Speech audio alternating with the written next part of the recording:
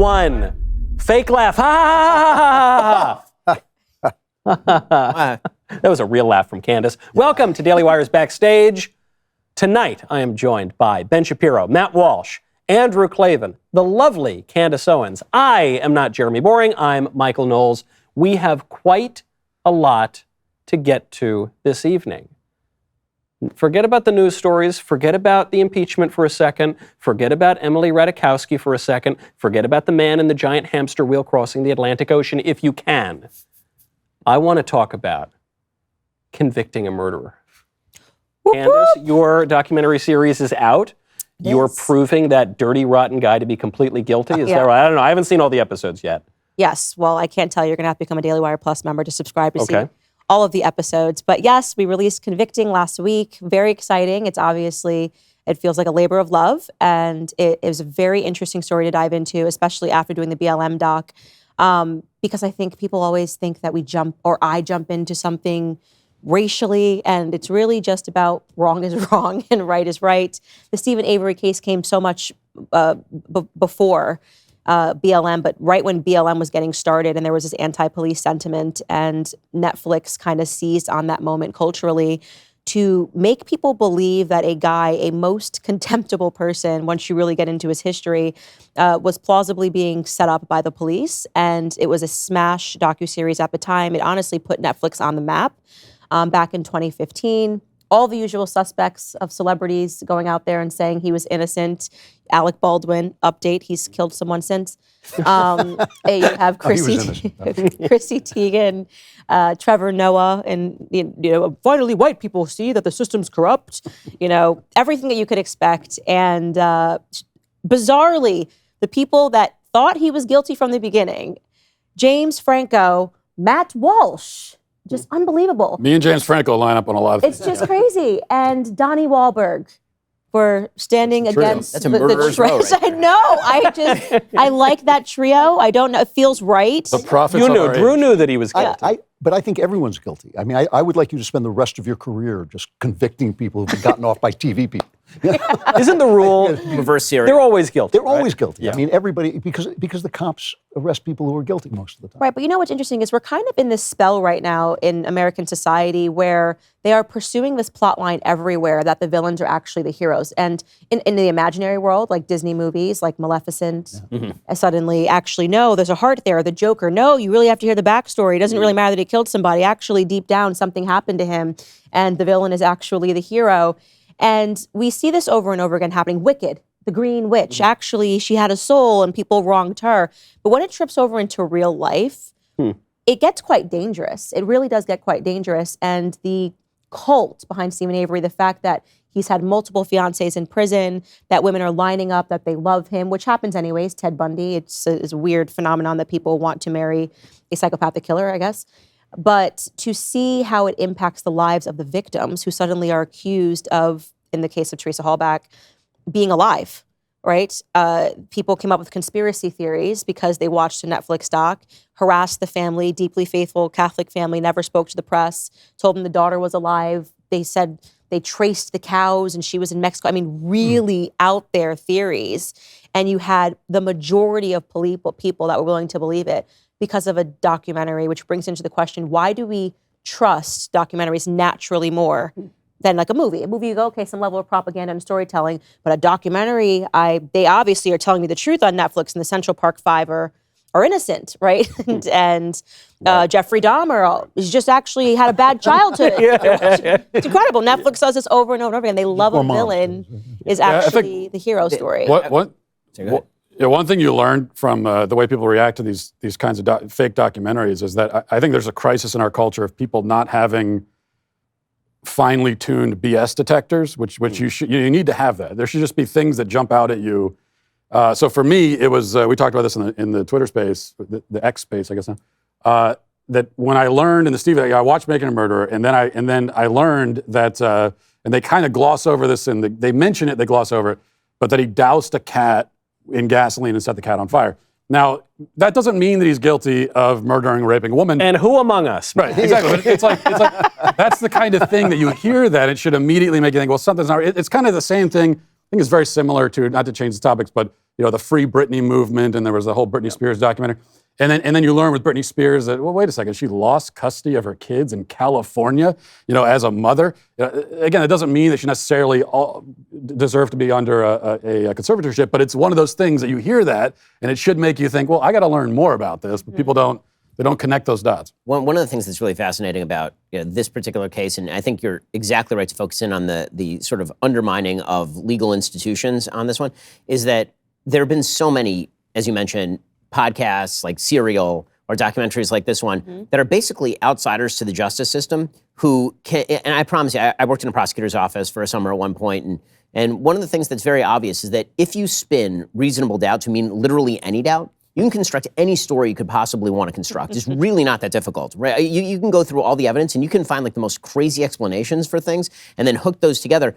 And you can do it in literally any case. It's really not difficult to do it in any case, but if you don't know the system, then you've never really experienced that before. And so it feels like something new. It feels like, oh my God, no one presented some of the evidence that was on the other side, even if it was presented in court, or even if they're actually taking things out of context. So I think it comes back to a level of institutional trust. And so you can have a documentarian go in and sort of weasel their way into the institutional mistrust and then blow it up with a case like this, even if the case is bad. Right. It's also if people have never seen a cop work outside of television. This is right. Because, the police, God love them, I love the cops, but they're not Sherlock Holmes. I mean, they in Britain, they call them Mr. Plod, and there's a reason for that. They plod along until they've got the guy. And a lot of times, when the defense brings in police misconduct, it's usually misconduct because they know he's the killer. They think, all right, we'll cheat a little. Well, actually, here that's a or great there. example because you do see this all the time where you'll see a tape of a police officer doing a thing, and everybody goes, "Oh my God, that's so horrifying! The police officer does the thing," and it's because you've never seen a police officer do a thing before. Right. They're held to such high expectations, and it's funny that you said that because I mentioned that people assume it's like the movies, that they're like, well, why are the same police officers involved in this case, but we're also involved when Stephen Avery was, I'm like, have you been to Manitowoc County, Wisconsin? How many police officers do you think they even have out here?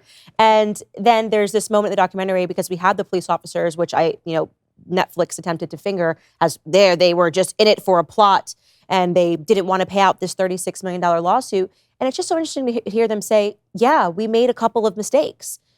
We're human beings. If I knew this was going to be turned into a Netflix docuseries and that I would be getting death threats from Norway, maybe I would have not made that phone call without, on my cell phone as opposed to on the police radio. I mean, it's like little mistakes like that. And that's all they needed to believe that Teresa was gone, this victim was gone with the cows in Mexico. Like, There's also something they call the CSI syndrome, where people actually think that police departments have these things where they can find an atom, of blood spattered 5 rooms down. Where most police departments are lucky they have a mimeograph machine, or like an old Polaroid camera. It's just they really do not understand what police work is and how much of a plot it is, how much of just a kind of going down the steps until you get to the guy who's obviously the killer. I wonder if part of it is that we're now suffering from this moment where no one has trust in any institutions. Right. And I don't blame the people for that. I largely blame the institutions. But when that happens, what we call conspiracy theories spread. Why do conspiracy theories spread? Well, because often these days, the difference between a conspiracy theory and the truth is about 6 months. And then neither side believes in our elections anymore. And obviously neither side is going to believe in the justice system.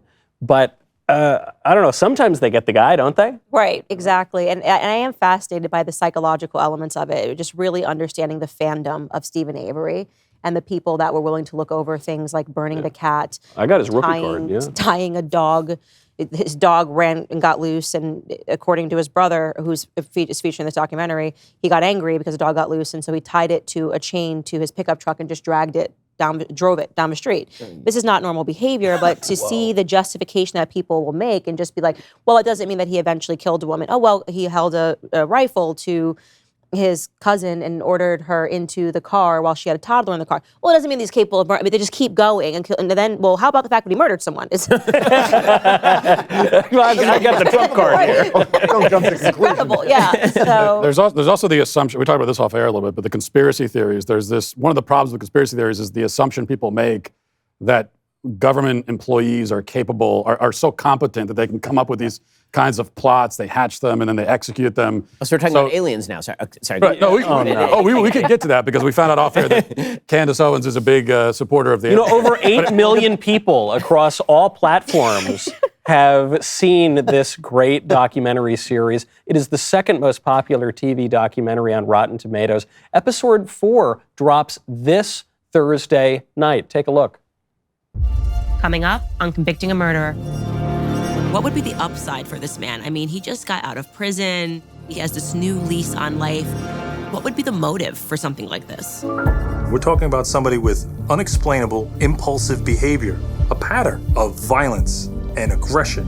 There were a lot of coincidences on the day that Teresa Halbach was killed, and Making a Murderer either completely omitted them or only presented half of the story.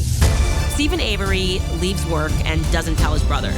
He'd never used his sister's phone number to book an appointment before.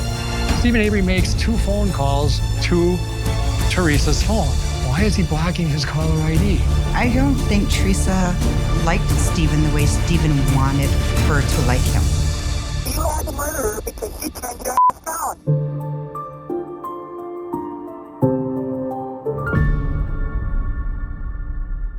Candace, if they haven't watched yet, where can they watch? Daily Wire Plus. The app dailywireplus.com. They can head over there. The first episode we actually put up for free on YouTube, which I think will be enough to hook you. We've really done an excellent job with this series. I'm very proud of what we've done. And then we have episode 2 available as well as free in case episode 1 did not hook you. And then you will have to become a Daily Wire Plus subscriber, dailywireplus.com. You can't go wrong. I do want to ask you guys a question. It was something that I started asking. You bring up these aliens, so help me. No, I'm not. I wanted to go back We're going to get there, point. but I do want to ask you guys this question about just this series, like a moral question. And I was kind of prodding you with this on the X space, but you know, Brendan Dassey is the second person who's spending life in prison. He was 16 years old. His uncle kind of coaxed him into this crime. And it's interesting that even the people that believe that Stephen Avery is guilty have this soft spot for Brendan Dassey. Now, I just like to say, she was raped by both men. She was stabbed. She was shot. She was set on fire. This is a 22-year-old woman with her entire life ahead of her. What is your opinion when a youth is involved in a crime? Because they kind of have been like, well, it's just sad. Even the reporters that are involved in the case, that he's spending the rest of his life in prison. And I just think when I was 16, there was no person that could have coaxed me into doing all of these things to a person. So do we just say, oh yeah, he should be out because his uncle, you know, coerced him, or not coerced him, but, you know, manipulated him? It doesn't.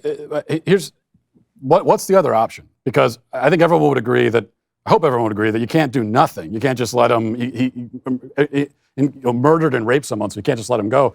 The other option is to what? To send him to prison, let him kind of like marinate in that environment with a bunch of other psycho killers for 5 or 10 years, and then release him back into society. So that's not a tenable option. It's not justice. It's also not safe for society. So really, I kind of feel the same way about the when people cry, plead insanity. It's like, well, even if that is the reason that you did this horrible thing, you still did it. Right. And if you are not capable of understanding that you shouldn't behave that way, that's all the more reason to keep you segregated from society for the rest of your life. I think in a perfect world there would be a healthcare. I mean, he was the one thing in that documentary. I'm like a total hard ass about these things. The minute I see the documentary girl come on and say, well, we just wanted to explore if this person, I think he's guilty, go away, go home. You know? but the one thing that tweaked some dead spark of compassion in me is the fact that he seemed to be retarded. He seemed to be a little mentally ill. And in a perfect world, there would be some, like in the movie Halloween, some place where you could put insane people. But there's just not. That's the perfect world. But he wasn't Halloween. mentally retarded. He is stupid, but all criminals, to some degree, are very stupid. I mean, criminal is not like a high IQ population. Unabomber get away with high these IQ. things, right? Generally, they're... I think that a lot of this also has to do with our society's weird perspectives on when people are responsible for their actions based on age. Mm-hmm. Right? I mean, we'll say that a 16-year-old boy can say that he's a girl and we'll immediately start feeding him full of hormones. Or we'll say that a 16-year-old girl can get an abortion and suddenly that's her choice. But if a 16-year-old boy rapes and murders someone, then all of a sudden it's like, wow, that is an innocent child. How dare you? And this is something that is relatively newfangled, honestly. Like it's, even if you go back to the 1950s in the United States, the notion that a 16-year-old who did this would not be tried and convicted as an adult would have been insane. Because the idea would have been, you're an adult. I mean, if you're 16, that used to... Now, we've got 25-year-olds and 30-year-olds now who aren't adults. I mean, the sort of reversion to childhood, I think, for a lot of adults is one of the reasons why they're freaking out about this sort of thing. And again, it's incredibly variable. It's like, well, we hold you responsible for certain things, but not responsible for other things. At 18, you're allowed to join the military, but if it's an 18-year-old who commits a crime, then he's a boy just in his youth, and how could a cop shoot him if he's committing a crime? So true. It's bizarre. Now, when you are responsible for lighting your charcoal grill, what do you guys do? do you shirk that and put it off on someone else, or do you go Can you do grab? that at I 16? set a cat on You do fire. it at just throw 'em 16. on. Maybe you grab your grill blazer. Okay, Where's you've that heard question me. coming from? You've heard me talk a lot about one of my favorite sponsors, Grill Blazer. One of our favorite things about it is the many creative ways that you can use it. Matt Walsh uses his to heat up the campfire in his backyard. Brett Cooper uses hers to light her charcoal grill. The Grill Blazer can light any campfire in just a matter of seconds. I personally love lighting up a nice fat stogie with my Grill Blazer. This puts any normal boring lighter to shame. Within seconds, I can be enjoying a nice juicy cigar. Grill Blazer's grill guns are designed to do everything from expertly searing your meats to fighting charcoal grills, wood stoves, outdoor fireplaces, and just about anything you can think of with that high power fire to solve your problem. Grill Blazers offers two types of grill guns. There is the Grill Gun Basic. That's a high power propane torch designed to light charcoal and wood grills and smokers. Burns up to 3,600 degrees. Its 30-inch flame is for anything that you need a big bad torch to do. And then there is the sous vide gun. I'm going to point sort of in Mr. Shapiro's Drew's. Has this time come? No, you know what? I think I'm going to point my sous vide gun at the brand new pumpkin spice candle available at dailywire.com/shop in my section. And here we go. What is the temperature at which glass melts? Do we know? This temperature right Is here. that one? These candles are incredibly flame resistant. Wow. Well, these got a little smoky. That was an experiment. Please don't get a job on KBC. That was an experiment. As you Anyway. can see, fire emerges from it. You can see. That wasn't even the full speed, by the way. This is the sous vide gun, shorter barrel, perfect for professional culinary kitchen uses, from gently caramelizing brulee to exploding my candle. Make sure you head on over right now to Grill Gun and Grill Blazers today. Let your adventures begin. Go to grillblazer.com/backstage. Use promo code backstage for 15% off your order. Grillblazer.com/backstage. Promo code backstage for 15% off your order. I just want to say, you Your guys. incompetence knows no bounds. I couldn't get that thing to light. Wasn't that crazy? Couldn't light a candle with a flame. I tried. What in the world? Do you know why? And they practiced that. They off did. I air. did it like a dozen times. Do you know why? It's because the Michael Knowles pumpkin spice candle is just such high quality wax. That is going to hold up for a long time. Now, speaking of, It's such a high quality candle that it doesn't light. it doesn't light, you can't light it on. Just for pretty. It'll last forever. Speaking of convicting people of things, did you see the House Republicans are looking into impeaching Mr. Joe Biden? House Speaker Kevin McCarthy just announced it today. He says that they've got a lot of juicy dirt on him, and so they've got serious, credible allegations into Biden's conduct that will serve as the basis of an impeachment inquiry. Just very quickly, there's not a ton to say about this because we impeach every president now. You know, it's not exactly Multiple times. multiple times if we can. Is this smart or stupid for the Republicans to do? Well, I mean, there's a question for McCarthy, and then there's a question for Republicans more broadly. So it's not stupid to push an impeachment of Biden unless you can't get the votes on the Republican side. Then it's stupid. Right? This is the real danger. The real danger is you bring it up for a vote, and you actually don't get a majority, even with a Republican majority. That's your real danger, because then you look foolish, and you look like vindictive. Like, Democrats got all their people on side. I'm not sure that Republicans are going to get all their people on side. What McCarthy did here was he was being held hostage by a group. First of all, can I just put this out there? Legally speaking, the term impeachment inquiry doesn't mean anything. It doesn't grant you any extra serious legal power. You already have subpoena power in the Congress. You already have the power to compel testimony, theoretically. So it doesn't add anything. It's just like a thing you say. It's the equivalent to Michael Scott saying, I declare bankruptcy. That's really what it is. It's like, now we officially have an impeachment inquiry. And the media's like, breaking news, impeachment inquiry. If you want to impeach the guy, just impeach the guy. But the reality is that, you know, I think that what happened here is that McCarthy was getting pressure from his right flank on the budget deal. And he said, okay, fine. I'm going to do the impeachment inquiry. He doesn't actually have the votes to open the impeachment inquiry, which is why he did it without a vote.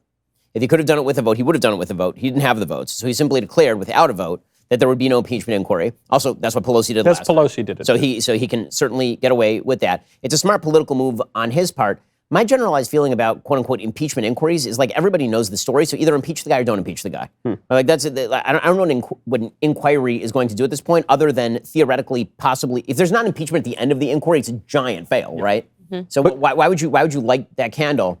It's not going to burn. It doesn't make any sense to me. Where there's smoke, sometimes there isn't fire. Now, is it possible that in this inquiry they could get more proof? Because I don't know what more proof you need. I'll be honest with you. Like I'm sick of hearing that there's no evidence and there's no proof. It's absurd. There's a full-on text from Hunter Biden to his daughter talking about paying half of his dad's bills. We know that he went around to a bevy of countries and collected $20 million in checks on behalf of various causes. We know that Joe Biden has been trafficking using his name since he was 30 years old in the United States Senate. I mean, all of this is like well documented. Yep. He was using his connections in Delaware to get MBNA to hire Hunter. He was trafficking with unions back in his early days in Delaware. I mean, the guy's corrupt as the day is long. They used to call him the senator from MBNA. That's right. From this bank in Delaware. He literally was calling into meetings with his son. Like, I'm not sure what else you would need if you want to hit him on a corruption charge.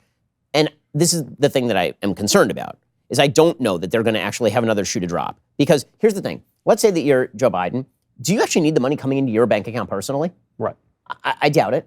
If it comes into Hunter's bank account and then Hunter is living at your house and Hunter just buys a car and then you use the car sometimes. Or we all have kids. So, if you were bribing me theoretically by giving my kid a job, that is a form of bribery to me, I would think. Yep. Right? Like that is a form of payment. Of course. I think, especially if he's a derelict, like Hunter Biden, who's like literally one of the worst people alive, like unemployable, drug-addicted, prostitute-abusing piece of garbage, and like you're getting a multi-million-dollar, like that is a bribe, is it not? See, I think Ben's take on this is highly moral and ethical, and that's why I disagree with it. I think this is a good political move, both for McCarthy and for the Republicans. The FBI are using this ongoing investigation dodge. They're not investigating Hunter Biden. They're just stalling until the statute of limitations runs out. And so they're using this ongoing investigation dodge as a reason why they can't answer questions in a timely manner. If they say it's an impeachment inquiry, it doesn't have any legal weight. But just in terms of the media, just in terms of the way it sounds more important if the FBI says, well, we can't give you information. So, well, this is an impeachment inquiry. I think that's a good idea. And even if it doesn't result in impeachment, you can drag this out forever. And I think that that's basically the plan. The plan is to just keep this going until and unless they can get the votes to actually. What I'm afraid of, I am concerned that there are going to be like 5 to 10 Republicans who are just not going to get on board with it. And then he's not going to have a majority of his, it just won't go through. And if that fails in the House, that's actually a real black eye for him. Yeah, but he can just keep the inquiry going for a long time. So if the inquiry keeps going, then I saw this suggested by a somewhat prominent conservative today. Do you think there is any chance that Joe Biden, who is 1 million years old, who can't pronounce his own name, that who does seem vulnerable to certain corruption charges if the DOJ would ever bring them, would he step aside? Say it's for help? Okay, all right, that was my answer. No way. All right. You mean out of honor? You mean was that the joke? I mean, is that the punchline? What if he did it? What if he said, "Well, it's because my health is declining enough"? He can't step aside. He's been in public office his whole life. He can't let go of it. I mean, this is the story of the country. I agree. That's what we've got. This gerontocracy running us into the ground by these old, ancient, decrepit zombies who cannot let go of power. I mean, the boomer generation. I take this personally. He's pre-boomer. He's pre-boomer. Right, he's pre-boomer. But I mean, you've got quoted that Pony Soldier movie. That's from 1952. He was 10 years old when that happened. He was 10 years old. And you've got, I wasn't born when that movie. That's insane. Nancy Pelosi just announced she's running for re-election. Dianne Feinstein. I mean, it's John Fetterman isn't old, but he is like a cucumber. So it's the same. It's this same story, which is why not to move away from the impeachment thing, but I'm actually I don't know where you guys all stand on this, but to me it's so obvious that if we were a serious country, we would be talking about and enacting age limits on the presidency. I can't see any argument. I am opposed to age limits on any public office. The age limit is the ballot box. 75 years old. So you've got from 35 to 75. You have 40 years to get it done. You can't get it done in 40 years. It wasn't meant for you. Go home, Gramps. Sit on it. I'm with you on porch. that. Yeah. The Senate. The word Senate comes what's from the downside? Senex, What's the downside to saying we're putting the cutoff at 75? There's some actual people who are alive at 75. I mean, like Joe Biden. You have to be dead. Just I mean, why? not to. I'm known for my great and abiding support for President Trump, but I mean, President Trump is more alive by a long by a lot. He's fine than Joe Bidden. I mean, he's the same Ronald Reagan guy he's always been 30 years ago. I mean, So you think would it be harmful to the country to say we don't want people after 75 running for the most important? I office? think anytime. I think that what that really speaks to, and this is just true of our politics in general, is that the voters suck. Okay, let's be honest. They do, it. which is why we need to put protections in place to accommodate for the suckiness of the voters. You're asking the voters to vote for them not to put limits on themselves. When has this ever worked? Like when has this been a thing that has happened? Well, I'm not saying it would happen. I'm saying that it absolutely should happen. It sounds like you guys think that it shouldn't. To me, Yeah, it's obvious. Look, here's the other thing. After 80, your chance of getting dementia is at like, once you hit 80, your chance is like 20% or something. It's and then it goes up and up and up from there. So basically, by the time you get to 85, almost everybody has at least a little bit of dementia. Drew, tell me. Yeah, no, it's what? Where am I? I would very much vote who is yes. that man? 75 is fine. I don't see anything that could be wrong. There's no downside to saying you have to run between 35 and 75. And if we have a lower age, limit. Why not an upper? Yeah. If we're saying that, I would rather there be 30-year-olds running for president than to have 80-year-olds. Oh, I totally disagree. Have you met 30-year-olds? Yeah. Hold on. Right now, the 30-year-olds are the millennials. 80-year-old than a normal 30-year-old in this country right now. Really? Honest to God, have you met a lot of 30-year-olds in this country? Have you met a lot of the 80-year-olds that are running? Well, so we have a 38-year-old running for president right now, and he's doing a lot better than people thought he would, but their voters aren't picking him. They're picking Trump over the other thing is when Biden. you're 80 years old, you probably have dementia, all kinds of, your chance of having, you almost definitely have some kind of cancer, like all these things have.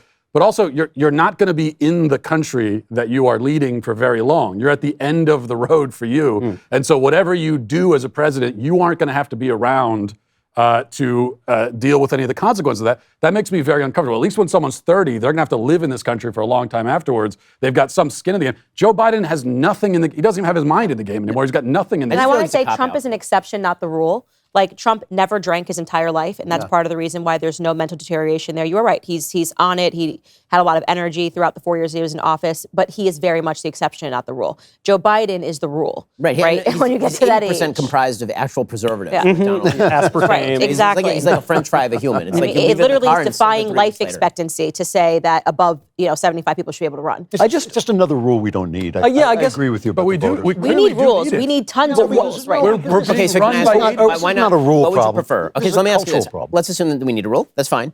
What would you prefer? A competency test at any age or an age test? I'll take the competency test. I'd like to do both. There are but doctors they bring in that say that Joe Biden's fine. No, like a public competency test. First of all, it would make amazing TV, like a public competency test. Like you put them on Who decides TV. what the Public, okay. Public competency Who test. decides on You the got test? me. Who decides on the Dr. test? Who Fauci administers it? and Dr. Birx and It would be like spell cat.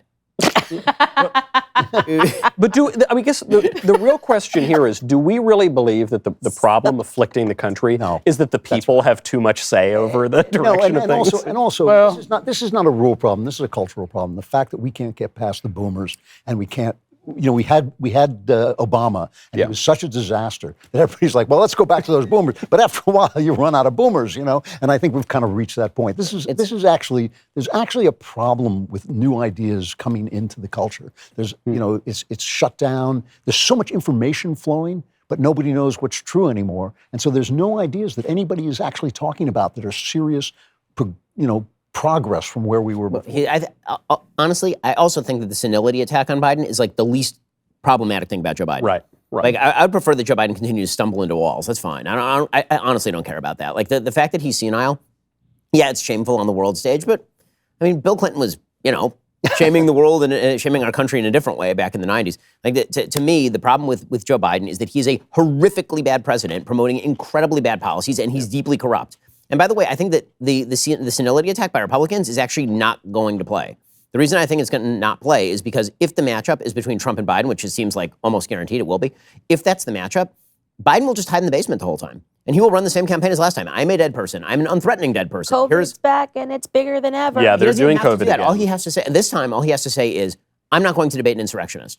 Right? That's the crap that But I don't think that's true. I mean, all the polls show that probably the attack that works the best on Biden right now is age. Even a lot of Democrats agree with that. No, but they agree with it, but that's not going to stop them from voting for him. Yeah. And then what Perhaps not. so this is the truth is, I mean, so when you look at the polls that are extremely even right now between Trump and Biden, there are two stats that I'm a little suspicious of in the polls, and I don't want to like poll read a year and a half out, but I'm going to do it anyway. So here's the two stats that bother me about the polls. One is the suggestion that Biden is only going to win something like 54% of the minority vote. I don't see how that's true. I can't see how that's true. Yep. I think that number is much more like 62, 63%, mainly because that's been the number pretty much forever. And a stretch of that magnitude would be very, very large. And Trump really outperformed among minorities. I don't think he's going to outperform to the tune of 45% of minorities. That's one. The other one is that there's a massive enthusiasm gap right now in all of these polls that they're measuring. And then that enthusiasm gap is like in the last CNN poll that was really bad for him.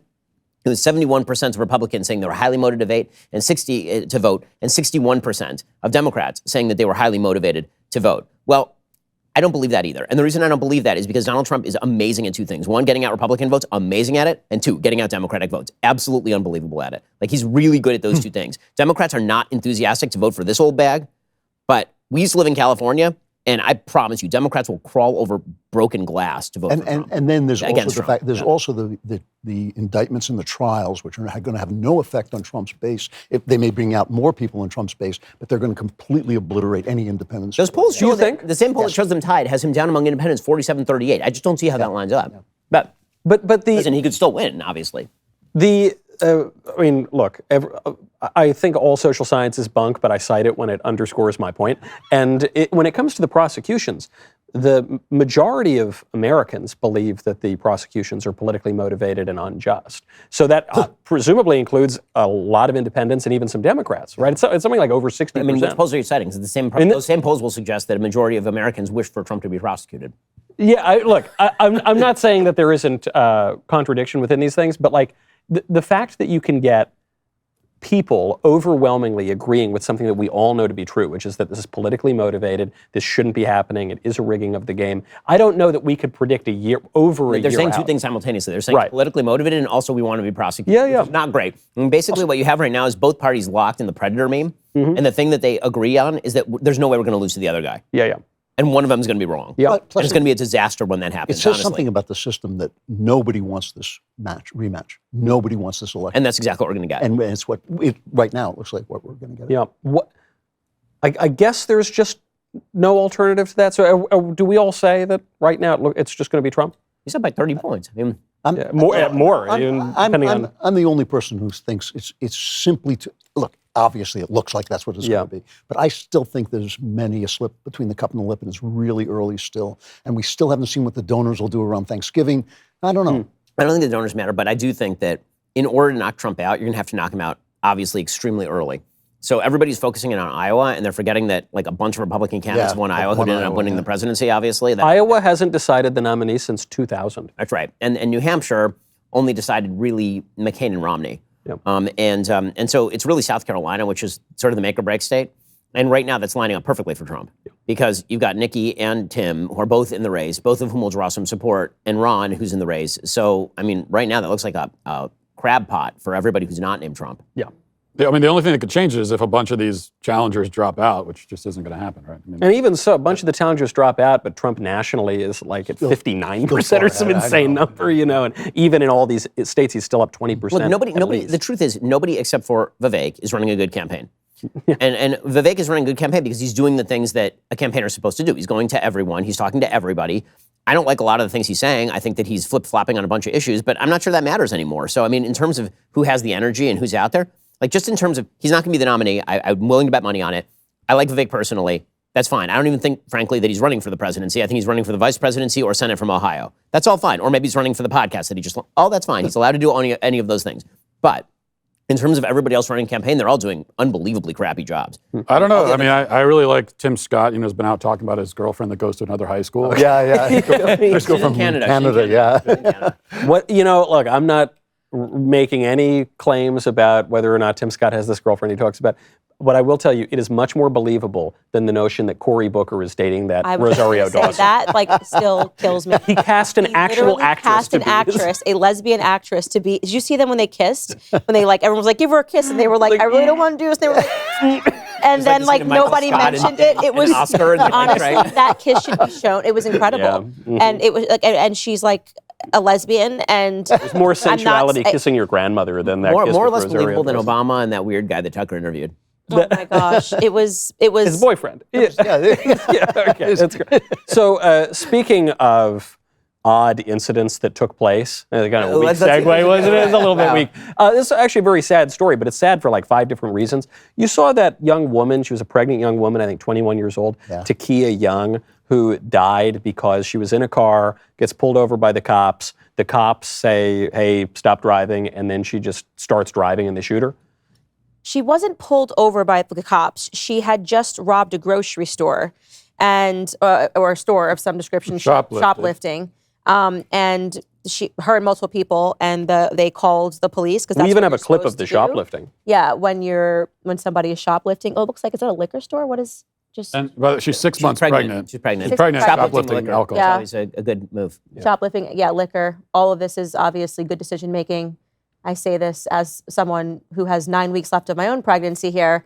So this is just stunning to me, like all the decision making that's happening here. And they called the cops, which is what you're supposed to do, and the cops are supposed to come. And she got into her car. They told her to stop. She essentially just started blaming other people, saying, the other person was stealing, the other person was stealing. And then she made off in her car and could have killed the officers because it's a vehicle, it's a car, and they told her to stop, she didn't stop. And So when they finally pull her, started running them over. She's in the parking lot. and we have body cam footage. It's amazing how much footage we have of this entire incident. Right. And so there's not a ton of ambiguity here. I think we have the clip. 1828. Get out of the car. Then get out. No. Then get out. Get out of the car. Get out of the car. Get out of the car.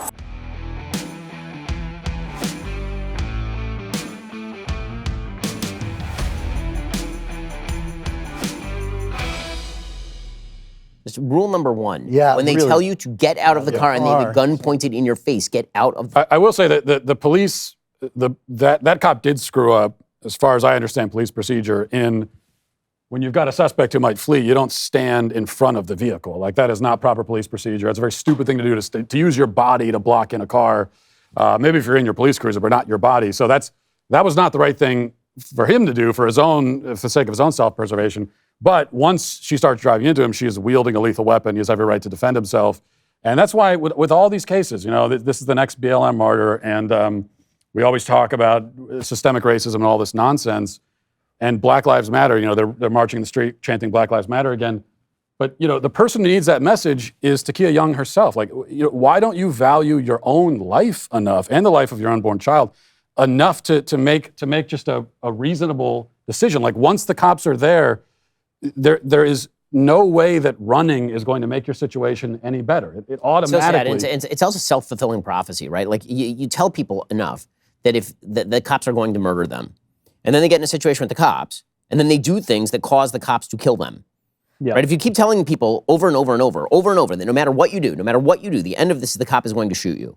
And you're in a car, and a cop is pointing a gun at you, and you've been told it doesn't matter what you do next, the cop is going to shoot you. Well, I can either be out of the car and the cop can shoot me, or I can be in the car and the cop can shoot me. And so you're in the car and you decide to take a shot at it.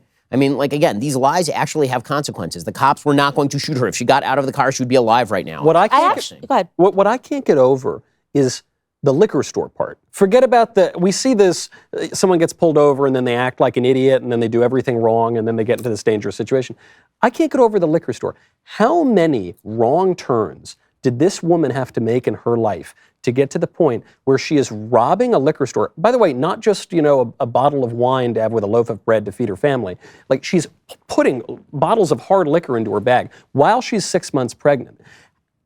How many bad choices, how many bad lessons, how many things went wrong? And then, I don't want to sound like the bleeding heart liberal here, though, but in a way, society must have failed this woman. Society has failed everybody when the authorities pull their support from the police. Yes. You've got people out in the street doing all kinds of things that basically the authorities, the government, is saying, well, that's not really a crime. Basically saying that the honest people deserve what they're getting. Yes. That the society is so evil, inherently evil, that if somebody's robbing you, it's probably you. There's that line in The Crown about the monarchy where it's the head of the household in the palace. He says, it's in the little things that the rot begins. And I think every little lesson, every little wrong thing this woman ever did, that where she got off the hook, where they said, oh, we're not going to prosecute that, we're not going to punish you, we're not going to teach you the right way to behave. All of those little tiny things over time get to the point where you're just robbing a liquor store and running over cops. Before we get to society, though, on the smaller scale, it's her family who failed her. That's why every time, again, with the BLM martyrs, the family comes out and they're crying tears and they're upset. And I believe that they're actually upset, but at the same time, I always have to think to myself, where were you in this person's life? How did they end up in this situation? When was the last time you talked to this Right, person? exactly. Where's the dad comes out of the woodwork sometimes. I don't know if he has in this case, but where's the dad been? And, we could pretty much guarantee she didn't have a dad at home. We already know that without even looking into a biography. So it's the family. I wanted to say that, in some instances, people look at these situations and you think, okay, well, she's operating out of fear. She's got a gun, and maybe that's why no, that's not what's happening here. And I want to be very clear. This woman knew from start to finish that she was committing a crime. Because of BLM, because of George Floyd, which is why you see in so many of these circumstances, they're saying, George Floyd, hands up. They're saying these things because they're thinking no police officer, especially a white police officer, is going to have audacity to do anything else. This is all just meaningless threats because we actually hold the power now in post-BLM America. And in most circumstances, they're right. Police officers are afraid to do their jobs because they're fearful of being called racist. What she's suffering from is the arrogance that has transcended the Black community since BLM and George Floyd, where we now think we don't have to listen to police officers at all. We don't have to listen anymore. We're officially above the law because we have been told by culture, we've been told by corporations. We literally ran in there, robbed the Target, and the CEO said, we understand, right? Yeah. We understand why you took these flat screen TVs. We ran in and we took Gucci. We did this. And literally the media and the politicians were saying, we understand, okay? So she's been raised in this generation that says that even when you're committing a crime in broad daylight, the task is for people to be understanding, right? So yes, is she a victim of media warping her brain and making her believe that she's above the law? Yes. Is she a victim of her own stupidity? Yes. Is that the saddest part about this, obviously, is the loss of the innocent life. And it's unthinkable of how selfish and narcissistic, how trashy, how awful of a human being she had to have been to put her unborn child in that circumstance. And I say that as very fired up and close to the end of pregnancy of just thinking of how unbelievably selfish everything that she did was there. Hormones and then surging. To go online and see her trending under the hashtag rest in power. Yeah. It's absolutely sickening. And the news media bears so much responsibility for this. Crime obviously is a human problem. There's always going to be crime, but high crime is a policy problem. The people who create policy, who make policy, are to blame for high crime. The cop is the guy at the bottom whose only job is to keep you safe from the stupid mistakes the politicians make. And the politicians go to the press and they say, well, it's the cop's fault. The cop is a racist. And the press goes off like a dog chasing a ball. To me, that is so shameful. That's the first thing that a reporter should say is, wait a minute. You made that policy, not the cop. The cop is suffering from the policy, just like the neighborhood is suffering from the policy. Our media sucks. The one thing, if there's one thing I agree with Donald Trump about 100%, is those people are the enemies of the people. They are just not doing their jobs.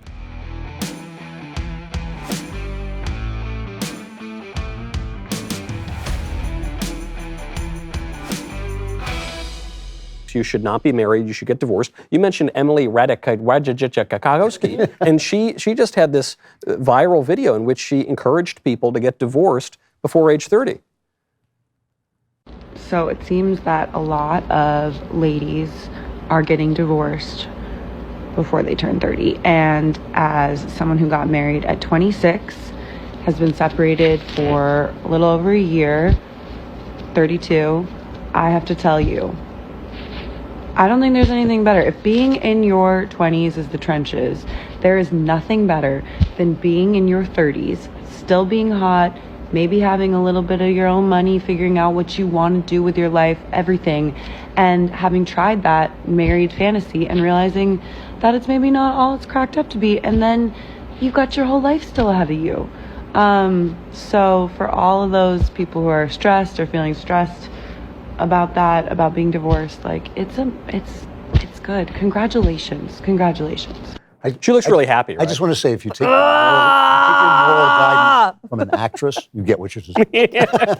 This drives me crazy. This drives me insane. Like seeing women do this new culture, the dink culture, dual income, no kids, that's spawning up on TikTok. The 29-year-old people tried to pretend was a victim when actually she was attacking people that are married and have children because there was absolutely no reason for her to make that video and talk about children. She could have just said, I got up this morning and made chouchouka, but she wanted to correlate it to the fact that, oh, well, and if you have children, this is not possible for you to be able to do, so don't get married, wink, wink. Hold on, you mentioned that, Candace. Do we have? Yeah, that one was even worse than Radikowski. Do we have that lady one. who Matt mercilessly bullied? It's 10:45 a.m. on a Saturday. I am 29 and single, and I don't have kids yet. Here's what your Saturday morning looks like when you're single at 29 and you don't have a kid running around the house. I didn't rise from my bed until 10:15. Every time I thought, I should probably get up and do something. I thought, why? Nobody's making me. I'm not missing out on anything. I went to Beyonce last night, and I didn't get home until 1 a.m. And I danced and drank my little heart out, and I didn't pay a babysitter to watch my kids as I did that. And I woke up a tad hungover this morning, which is probably why I was in bed for so long. And I was just scrolling on my phone and I saw a picture of shakshuka and I thought, you know what sounds really good?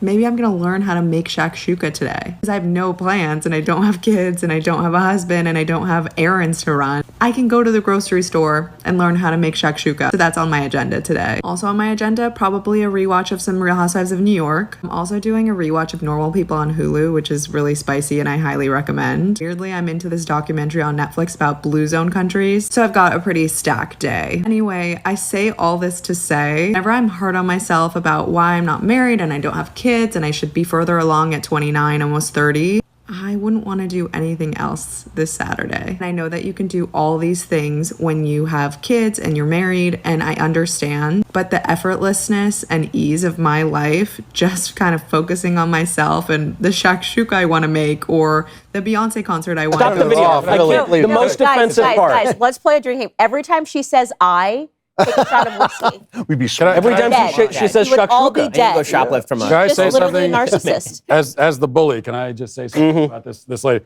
First of all, I mean, obviously, I think most people know I got killed. I reposted that video. I had my own thought about it.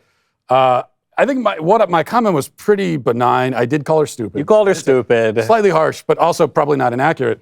I got killed over it. First of all, the left and the media, they said, well, she just wants privacy, leave her alone. She doesn't want all this attention. And then they proceeded to spend the next week talking about her and doing articles about it because they just wanted to respect her privacy. But also, this woman is a burgeoning TikTok influencer. She has a podcast all about being single and childless and how great it is. And so I have bullied her. But of course, I've brought about the fate that all TikTok influencers dread by giving her a lot of attention. So it's a terrible thing that I did. But I think the real point I wanted to make about this, that I also made in the tweet, was that, aside from the fact that she's promoting this lonely, terrible life, it's also like, if you are single and childless, and there are plenty of people who are 29 and 30 single and childless, and maybe they don't want to be, do something interesting with your time. You do have a lot of time, which can be an advantage. So I admit that you have a lot more free time if you're single and childless than I do as someone with 6 kids. So go out and do something, but instead of doing something, make a tasty breakfast. Not shakshuka. Yeah, make a tasty breakfast and then do something. But it's just being a consumer. That's one of the big problems with the way they promote this being single childless is that they say, well, be single and childless and then devote all your extra time to being a really devoted consumer and go to a Beyonce concert and watch reality TV. It's just a dead life. It's worse than that. And this is what drives me crazy. It's I. There's nothing wrong with being 29 and single. And I think that's what they were trying to say, that conservatives are suggesting that you've done something wrong if you're 29 and single. There's nothing wrong with being 29 and single. I know tons of people that are 29 and single, people that are 30 and single, people that are 31 and single, whatever. It goes on and on. There's no failure. Maybe you didn't meet the right person. Things can go wrong. I get it. It's a hard society to date in. What's wrong is that what she's suggesting is that you should be a raging narcissist if you are single. There are tons of things that you can do when you're single. You can go hang out with your nieces and your nephews. You can go, offer yourself to help kids that are tutoring at church. There are so many things you can do. She sits down and she basically says, the best part about not having kids is that you can just be a raging narcissist and do everything for yourself and only think about yourself and wake up at 10:15 or 11:15, whatever she says, which I just think is loser behavior, and think about me all day. She speaks to the narcissistic culture that we are living in today. It drives me insane.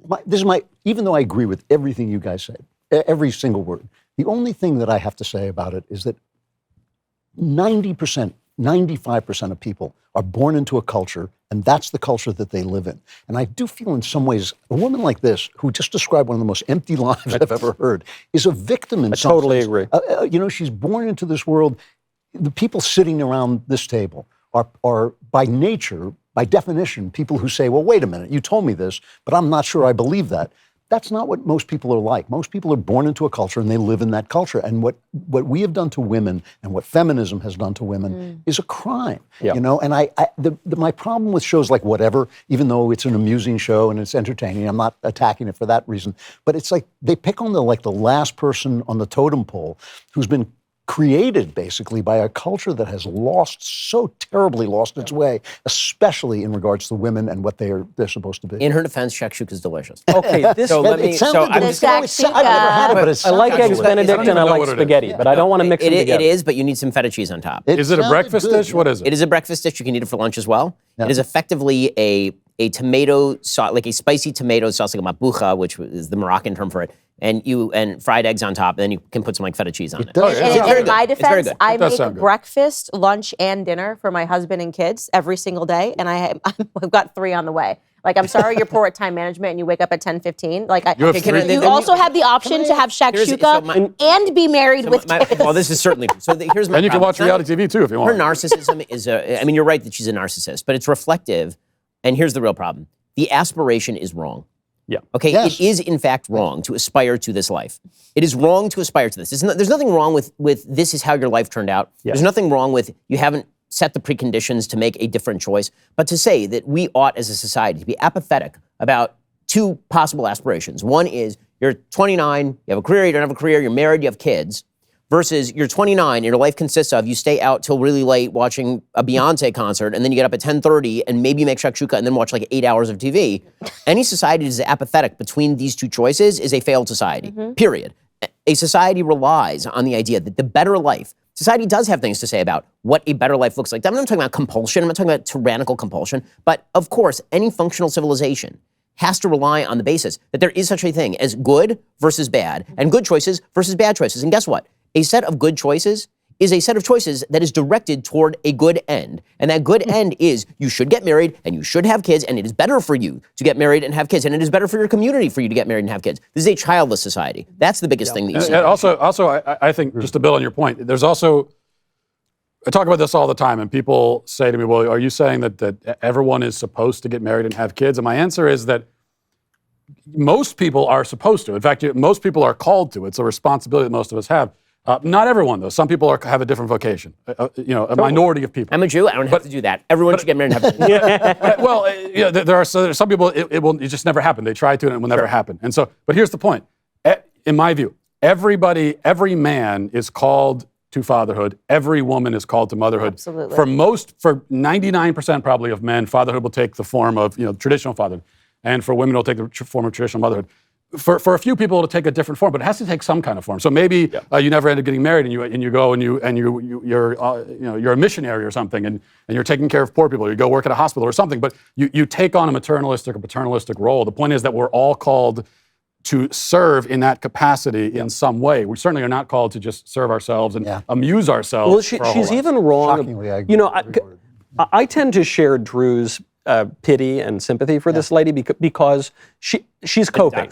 She's coping, really. Creation. And she's a creation of this. And so what bothers me is our culture is so insistent on appearing happy all the time. We're never allowed to admit, that things aren't working out very well because it would cause us to check our assumptions. But what she says that's most wrong is she said, look, I have so much ease in my life. I don't have any obligations. Sleeping until 10:30 in the morning is what depressives do. That literally seems like a depressed. It is, yeah. And but people have studied happiness for some millennia now. And to quote good old Uncle Aristotle again, like Aristotle has an answer. He says, happiness is excellent rational activity in accordance with virtue.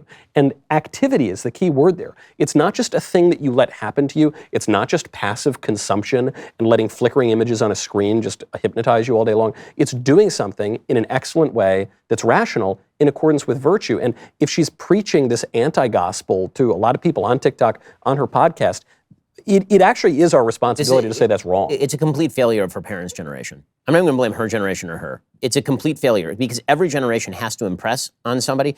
Parenthood and growing up, it is like Plato's cave because you can't experience it until you do it, right? You have to have somebody from an older generation who did the thing and said, yeah, it was really hard because parenting is difficult. It's really difficult. I mean, I have 4, Matt has 6. Parenting is not easy. It is a difficult task. Your kids are a pain in the ass on a fairly regular basis. And guess what? It's also the most fulfilling thing and most important thing you'll ever do by a long stretch. And it makes you a better person. And there is such a thing as a better and a worse person. Not all people are the same in terms of their moral quality. I mean, everyone is the same in the eyes of God. That's not the same thing as saying that their activities make them the same in terms of moral quality, because they're not. And not every aspiration is the same in terms of moral quality. It's a failure of older generations to inculcate on younger generations that they ought to try to get beyond the point that they are capable of experiencing here. And that does require a leap of faith. You know, this is when I got engaged to my wife, I gave a little speech at our engagement party talking about how basically anything good that you do in your life is at some level a leap of faith. Right, everything. Marriage being the biggest one, but having kids is just as big, because you don't really know what you're getting into when you get married. Because how could you? Because marriage changes you, and it changes your wife, and it changes both of you in such unbelievable ways over the course of decades that even the first day of marriage is nothing remotely like the 15th year of marriage, and I can assume the 200th year of marriage like Drew. And when it comes to kids, it's so different. Every single day is wildly different. Parenting a baby is so different from parenting a 3-year-old, which is so different from parenting a 9-year-old, let alone a teenager, let alone an adult child.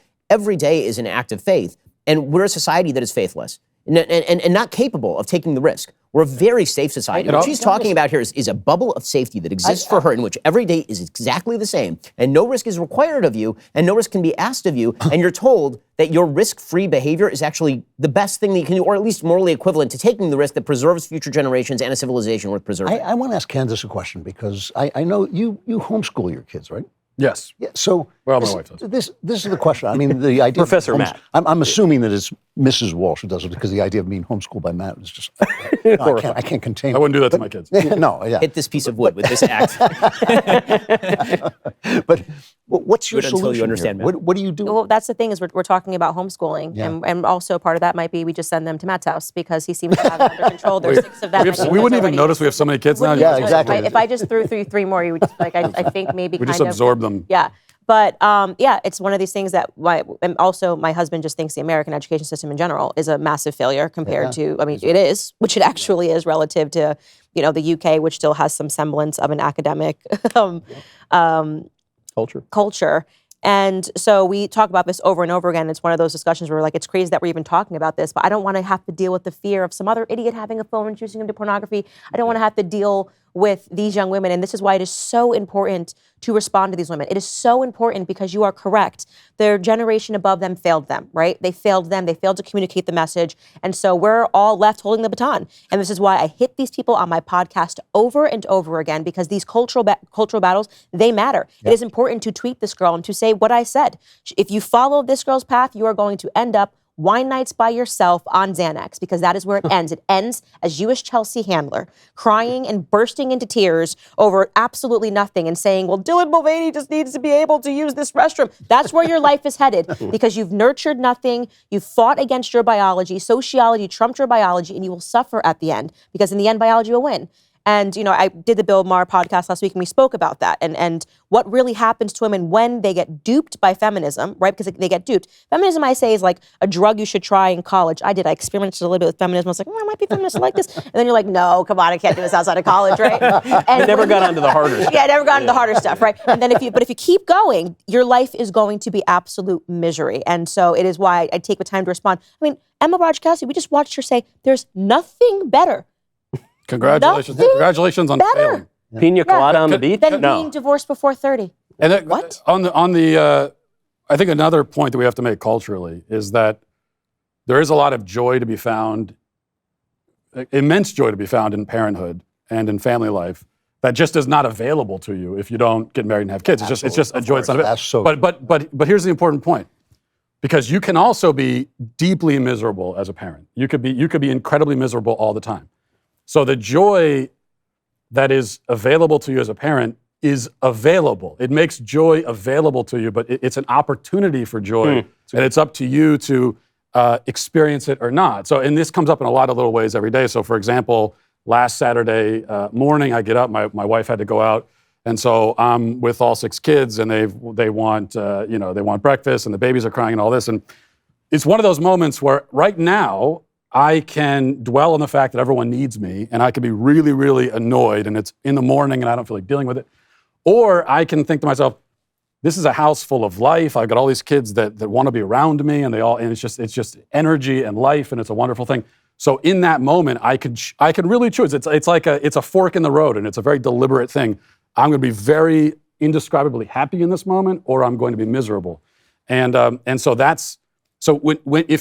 if you are childless and you look at parents who are miserable all the time, and they do exist, and you think, well, I don't want that. What you have to realize is that those are parents who have chosen that. And either way, you're going to be more alive than you would ever be without those Well, children. I mean, there is such a thing as purpose, meaning, and fulfillment. And that's what's left out of that video. And when she talks about ease, she's not wrong. It's very easy to be 29 and single with no obligations. That's like ease is the word. It's this feeling of ease and floating free of time. And of course, the biological clock is still ticking. So the reality is that, as you say, Candace, she can pretend that she's going to be 29 forever, but reality, she ain't. 10 years from now, she will be 39. And in 10 years after that, she will be 49. And as far as the parenting aspect of it, Roy Baumeister is an interesting psychologist and does a lot of the social science on these sorts of issues. He did some studies where he looked at the crossover between happiness and fulfillment. And in many areas, they coincide, right? For a lot of people, they get happiness from travel, but they also get fulfillment from travel. The one area where there's wide divergence is when it comes to parenting. When it comes to parenting, single people will say very often they'll self-report, which is always dubious, but they'll self-report happiness.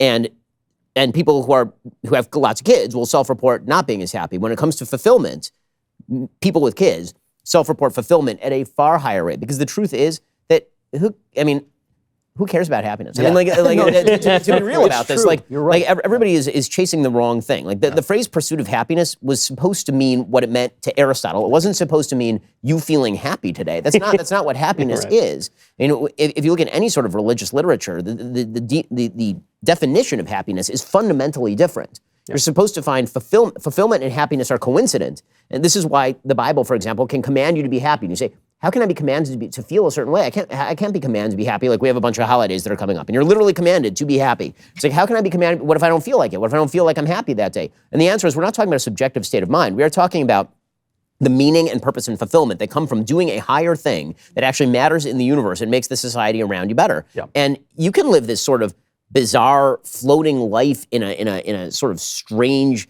solipsistic bubble, but is that going to be fulfilling in any way when you die at 80 and you look at, or 90 and you look back at your life? What exactly do you put on your tombstone? Went to Beyonce concert? Like, what exactly goes there?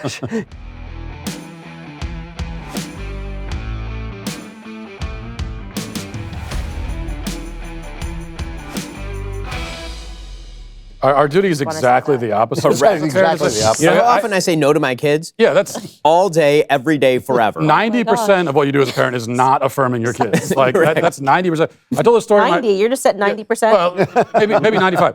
I told a story on my podcast a couple days ago that just on Sunday, my 6-year-old son comes to me and says, "Daddy, can I have a saw?" And I say, "No, you definitely can't. But why?" Just out of curiosity. And he wanted to cut down a 40-foot tree in our backyard because he wanted wood to build a fort. And so it's like, that's just one example of when I'm not going to affirm my child, but also your child has just simply no concept of reality, of what's good for him, of what's safe for him. My 2-year-old asked me first things more if he could drive the big car. I mean, I don't know. I felt like that was something appropriate to say no to. Like, I don't think he should actually drive the vehicle away. You horrible I know. How could you? I did not affirm him in his desire to drive the car. What I love is when they say things with confidence, like, since the dawn of time.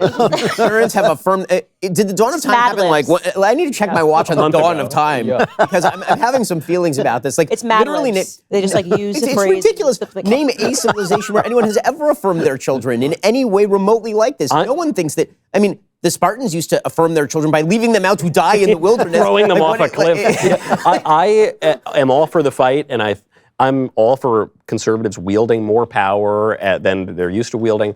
But there's an important role in politics, which is you got to know when to hold them, know when to fold them, know when to walk away, and know when to run. And right now, if you are in the state of California and you are in the kind of marriage, look, certain groups, they just don't get divorced. The Jews, the Orthodox Jews, the Catholics, there are certain groups that say no divorce under any.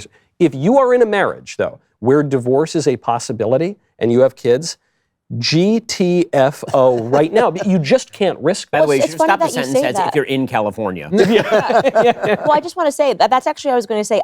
I'm done being outraged at these Democrats in California, like when I see this, I'm like, whatever. And I'm done feeling sympathetic for people that are in California because they're basically watching North Korea be built slowly. And it's like, and they have the option to get out, right? And they don't leave. They don't leave. And I don't understand the person. I understand if you're poor or something, but there are plenty of people who are. And by the way, it is the middle But like, of if you're a parent and you see this stuff and you hear them complaining and people writing on the show and all of these things, I'm going, you obviously have to leave the state. At what point do you understand that survival instinct kicks in and you say, if we're even kicking this around, I gotta go? The real story of why this company is in Nashville and the reason why my family is in Florida, it actually starts, so 2020 was the year that we moved because of COVID and because of the Black Lives Matter riots and because of all of that. My wife looked at me and finally acquiesced to my determination that we get the hell out of the state. But at least 5 years prior to that, when our now 9-year-old was a baby, when I turned to her and I said, I do not think that in 5 years it will be possible to raise our child in the state. I just don't think it's going to be possible. And I look at stuff like this and I wonder, how does anyone think that this is going to be possible? Because they're going, I promise you, the next thing they're going to do is they're going to start de-accrediting any homeschooling program that does not affirmatively teach this stuff. They're going to go after the private schools. They're going to say that it's violative of the anti-discrimination law, not to mirror the Title IX prescriptions by Justice Gorsuch that suggest that transgenderism ought to be treated the same as discrimination on the basis of sex. They're going to make it impossible to be a traditional person in the state of California. That is their goal. Yeah, the government owns your kids currently if you live in California. There's no question about that. And it's very bizarre to me that parents still stay there. I mean, short of, I literally do not have the financial resources to pick up and move, which would shock me because you're in California and you're just being taxed the financial resources to be able to pick up and move.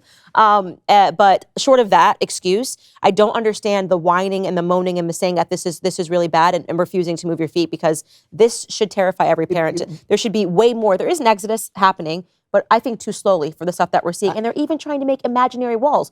You know, if you leave, they're kicking around the idea of taxing people 10 years after. 10 years after. That's a communist, even, it's the concept is mind-boggling. You're building an imaginary wall.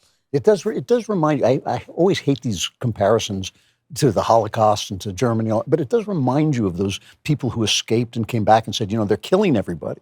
And the Jews were going, no, come on, don't be ridiculous. I mean, you're absolutely right. This is like an absolute nightmare. Just the idea that they could consider this with a straight face. That woman, if that's what she was, speaking, I just thought, like, the minute I see that person, I'm on the next train. I know. I had this thought. Taxi, get me out of California. 20 years ago, 30 years ago, when I'm growing up, and you'd hear these people say America's evil and America's terrible. I said, what are you talking about? We're the good guys. You're the bad guys. Shut up. This is America. And I feel like I'm in that British sketch. You're looking around and you say, are we the baddies? That we're like sterilizing children, ripping them away from their fathers, to say nothing of killing 800,000 babies a year. And, at a certain point, if the culture really becomes that we're living in the world upside down, where everything that's good is considered bad and vice versa, are we the baddies? Yeah. No, I know. It's certainly that awful Michael Knowles who gets thrown off YouTube for speaking like basic truth. I mean, it is a fact that the counterculture is now the dominant culture in the United States. And because culture is defined by the media, it's defined by Hollywood, it's defined by all the things that we watch and ingest kind of naturally in the air, by the air in places like California. And so I don't know how many of you were watching what happened over at Burning Man, which was wildly entertaining for a variety of reasons. But one of the things that's so fascinating about Burning Man is how it went from just a bunch of nuts on a beach to 100,000 people showing up in the middle of the desert every year, including some of the most prominent people in American public life. Suddenly, all these crazy people who are doing stupid things and having drugs and having sex with one another randomly. And worshiping a literal idol, a burning man who is the object of worship. So I did a whole bit on this on the show, but they actually have like a list of their principles at Burning Man. Yes. And the list of their principles, there are 10 of them, as you would predict if you were going to create, like a satanic counter to the 10 Commandments. And 3 of the most crucial are self-expression, right? They call it radical self-expression, radical inclusion, and immediacy. Right, those are 3. I mean, that's our culture. That's our culture right now, and that is the culture that is being foisted upon every kid they can get a hold of. It's why it's important for them to make genderqueer available to your 10-year-old. They want, like, anybody who's pretending that they are not after the kids. Of course they're after the kids. Of course they're after the kids. How do you think they win over the next generation? They're doing the work that conservatives have not done, and that people traditionally have not. When we were talking earlier about how the older generation didn't inculcate in their kids a set of values. And instead, they sort of went libertarian. It's like, whatever values you choose, those values are perfectly good, and those values are perfectly innocent. Well, the left never has that compunction. The left is like, we will cram down our set of values on your child at the first available opportunity. And if you try to stop us, then we will say that you as a parent have failed and we'll try to remove the child from you. I mean, this is, it should be terrifying to anybody who's got half a brain. You know, if you've ever seen the horror movie, The Wicker Man, have you seen it? I mean, this is basically about a Christian cop, an uptight Christian cop who goes to this island of pagan worship because he hears that there's human sacrifice and basically finds out that the human sacrifice is himself. But it ends with this tremendous wicker man burning. It is Burning Man. And it's, we could sit and talk about that film. If we watch that film, we could sit and talk about it for about 3 hours as it applies to this moment. Because it is the moment in which this kind of Christian cop is annoying. And he's utterly serious, and he's anti-sexual, and the pagans are just lovely. They're Free just, love, man. Free love, and it's yes, the beautiful naked children jumping through the fire. Isn't this beautiful? And of course, they're homicidal. And we're kind of in this moment where that film has become a literal description of our life. I don't watch scary films. No. I was just going to ask, do you guys actually watch horror films? I don't. You just watch scary news. I'll watch a spooky film. Yeah. You know, I just I feel like the eyes are the window to the soul. I mean, you just did and make when an I entire watch that, series about a murderer, so. Yeah, that's real life. That's real life, and we're living in a real life horror film. When I don't watch scary movies. I pointed out that this is just a pagan worship, like a bacchanal, and some people said this was crazy. What do they think ancient cultures did? I think they're just so radically removed and ignorant of history. They don't realize that what the Canaanites were doing was just that. They were doing a bunch of drugs. They were getting very drunk. They were having weird sex with lots of different people and goats and things. And they were worshiping idols. You can look at all of Jewish history. Seriously, if you read the Bible, you can look at all of Jewish history as God saying, stop killing children. Yeah. You're just saying, well, we can kill some. No, just stop killing the children. Yeah. They're like, well, what about this time? What about this one? Yeah, I know. Now, one thing. I will say that what the Bible does say, and this is actually, relevant to some of the discussion we're having, it says radical separation from this. Yeah. Radical separation from this, right? The book of Deuteronomy is like, you'll go into the land, and there will be people who will tempt you to participate in these sorts of cultures. And you will not participate in these sorts of cultures, or the land will spit you out. Right? Here's a whole list of curses. I mean, we just read this in the Torah the last couple of weeks. A whole list of curses of bad things that are going to happen to you if you do all of these things, because that's the natural consequence of doing all these things. And people read that as like God saying, if you do this, I shall smite you with my hand. But that's not what he's saying. What he's saying is the world works in a particular way. If you do these things, the natural consequence of these things is really, really, really bad. And so when the consequences happen, I swear, because our society is so childish, they have no idea of cause and effect. It's like they do the thing. It's like my 7-year-old son sometimes.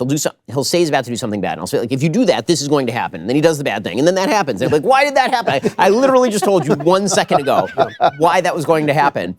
And that's our society. We say, like, you know what happens if you completely disregard children and pretend that you don't have to build a future? Well, then you have a childless society of miserable single people. And they're like, but why do we have a childless society filled with miserable single people? How could this have happened? You know, something I used to love when I was a child and that I still love as an adult is eating a delicious chocolate. And many of you know that we launched Jeremy's Chocolate back in March and sold out our he, him, and she, her, respectively, nut and nutless bars within weeks of the launch. Well, now Halloween is quickly approaching, and we are back in stock and we are ready to ship. How phenomenal is it that you won't have to settle for ideological chocolate from people who think Frankenstein can become his own bride?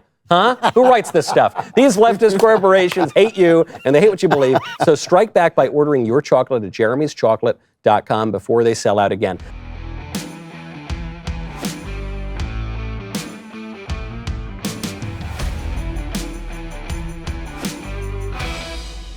Before we get to the member block, there's one very, very important story we have to get to. I can't believe we haven't touched on it yet. Aliens.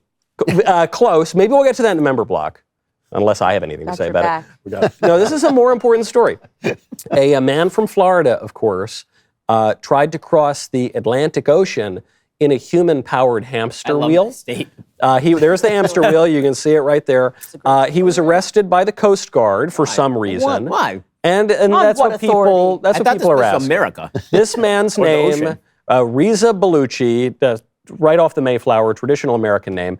He was arrested 70 miles off the coast of Georgia when officers found him during a, quote, manifestly unsafe voyage while Hurricane Franklin was headed toward the area. Arrested on what charges? Of being... Hamstery. Being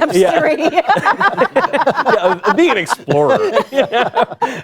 They found him, but there was a big standoff because he didn't want to go. Wait, this is the first time authorities have found Bellucci. This is not the first time? No, he tried it one other time. How'd it go? So, well, he didn't quite make it. 2014, the Coast Guard found him also 70 miles off the coast of Florida. Man, they really set up that radius, 70 miles out there. It's like, you will not pass 70 miles. He only made it to 80. It was an inflatable bubble that time during an attempt to run around the Bermuda Triangle. So he's very determined to run around in contraptions in water.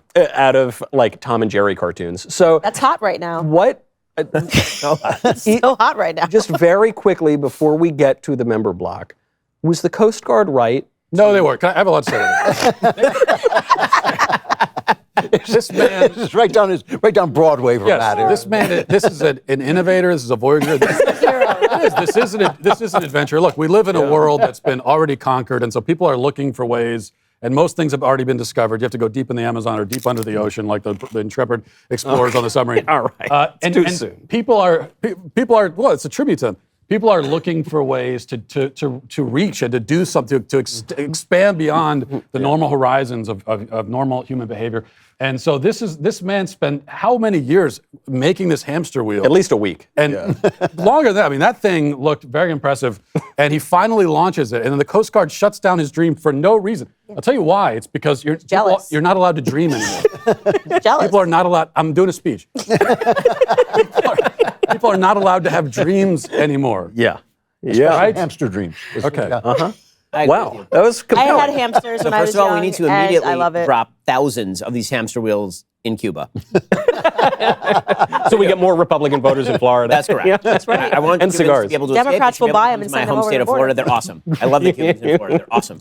So more of this. More hamster wheels, not fewer hamster wheels. The answer to the answer to hamster wheels is more hamster wheels. Yes. That is the actual answer. Also, again, I don't know, why does the Coast Guard care? So here, can I be the wet blanket Giant here? Chinese spy balloon flying across America. U.S. military, like, a weird guy in hamster wheels 70 miles off the coast of Georgia, like, get him! Get that!